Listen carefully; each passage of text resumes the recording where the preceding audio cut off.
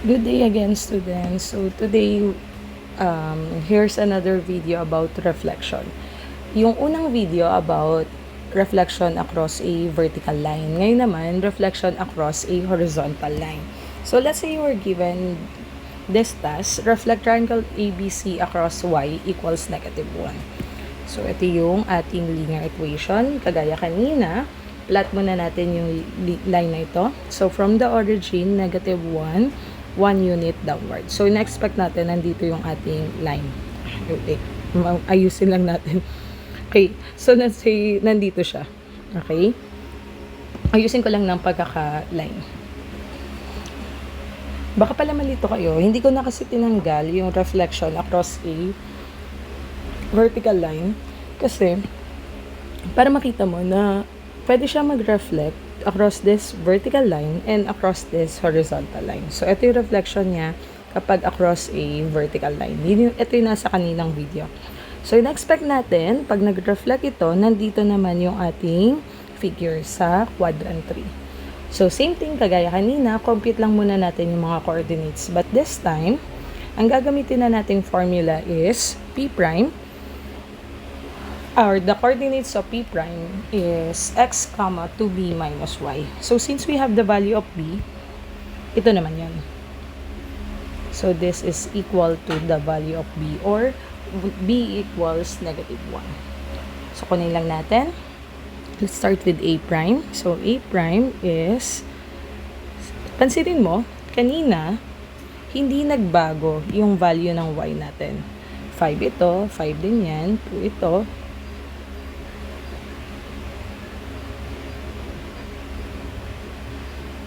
2 ito, 2 din yon. Sorry, naghang ako. 2 ito, 2 din yon. Kasi ito yung A natin, ito yung A prime. Then ito yung 3, then ito yung 3. Okay? So, from there, you will have the dito naman, ang hindi magbabago daw ay yung value or coordinates ng ating x. So, pwede mo na i-copy yun para hindi ka masyadong malito mamaya. So, B prime, then C prime. So, A prime, copy mo na yung -6, then -4, then -2. Diretso ka na dun sa 2b minus y. Since ito na lang yung kailangan mong i-compute. So, from there, that is 2 times b, which is -1, minus the value of y, which is 2. Ulit. Saan galing ang mga yan? Itong 2 na to, galing doon sa formula na yon. Itong -1 galing sa value ng b. Itong itong 2 na to, hindi kasama yung minus na yun kasi dito yun sa formula. Itong 2 na ito, galing dito. Okay? So, 2 times -1 is -2. -2 is -4. So, the coordinates of a prime is -6, -4. Balikan nyo po yung mga rules ng rule of sign, ha? Hindi, laging applicable po yun. Okay? B prime naman tayo. That would be 2 times -1 minus 5. Saan galing ulit yung mga yan? Itong 2 galing doon sa formula. Itong -1, value ng b. Itong 5 ay galing dito. Okay? So, B prime now is -4,